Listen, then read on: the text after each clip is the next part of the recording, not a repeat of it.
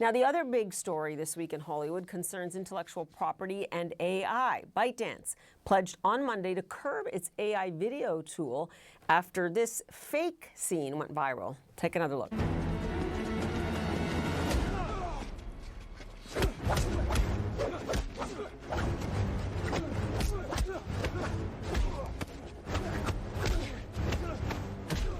That AI video scene of Brad Pitt fighting Tom Cruise was created by SAG-AFTRA 2.0.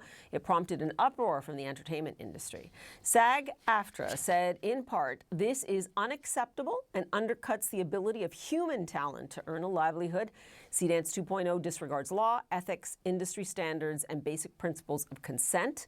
Responsible AI development demands responsibility. And that is non-existent here. Now, ByteDance did tell CNN that it respects intellectual property rights and is taking steps to prevent the unauthorized use of IP and likeness by users.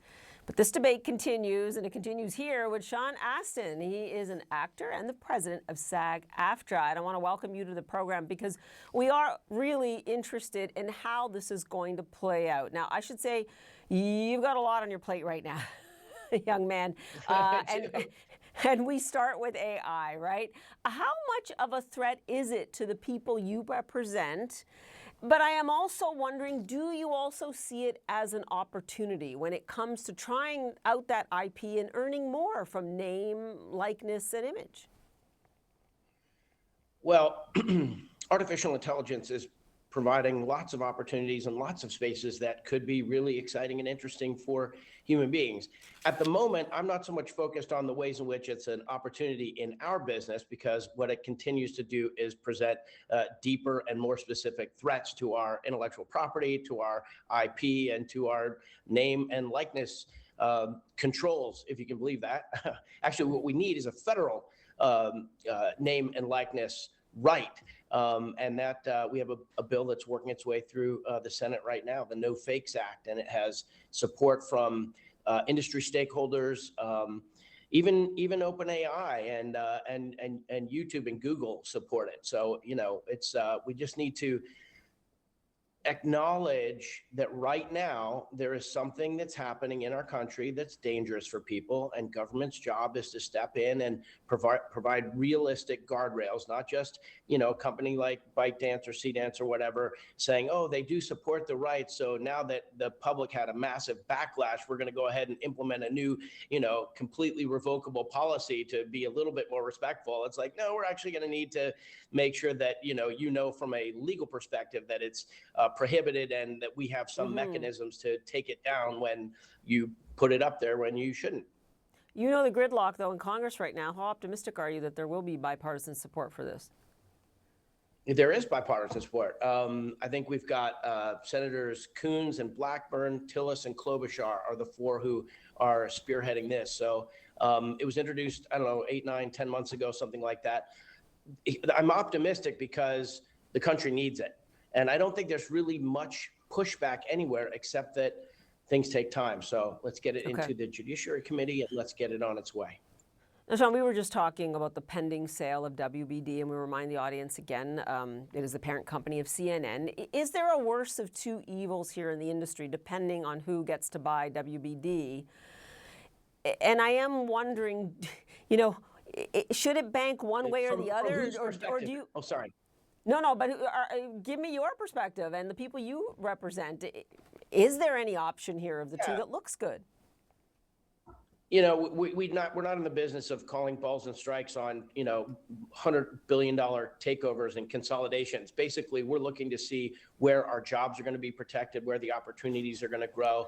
And, you know, both groups have made assertions that they would that they're interested in growing the business. But anytime you have this sort of consolidation, historically, you know, labor gets squeezed. So, you know, hopefully government oversight and regulation is doing its job properly.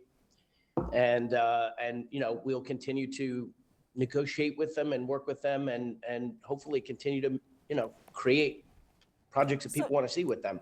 So, Sean, are you saying it doesn't matter who gets it at this point in time, that there are challenges ahead?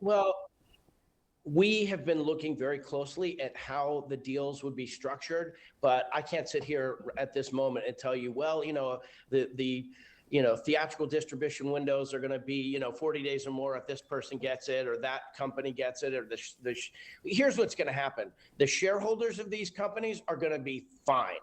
The senior executives of these companies are going to be fine. The audiences are going to be given great entertainment. My sense of the industry is that it's just come through a very, very hard contraction, a hard slog.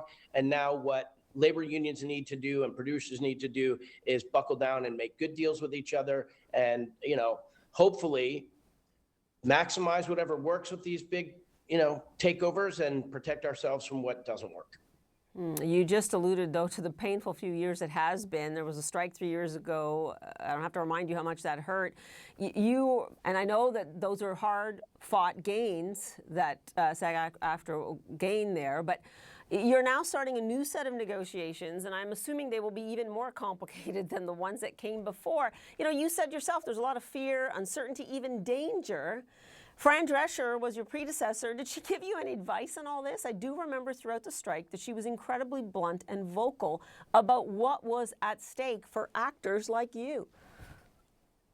Well, I really appreciate that. Yeah, the Writers Guild and SAG-AFTRA had that very painful, extended 118-day strike 2.5 years ago, almost 3 years ago now.